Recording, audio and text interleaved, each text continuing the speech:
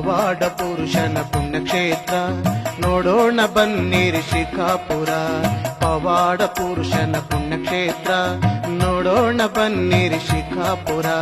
ದೇವಲೋಕದ ನಂದೀಶ್ವರ, ದೇವಲೋಕದ ನಂದೀಶ್ವರ, ಕೊಟ್ಟೂರ ಸ್ವಾಮಿಯ ಅವತಾರ.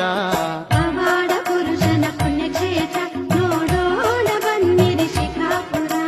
ಪವಾಡ ಪುರುಷನ ಪುಣ್ಯಕ್ಷೇತ್ರ ನೋಡೋಣ ಬನ್ನಿರಿ ಶಿಕಾಪುರ.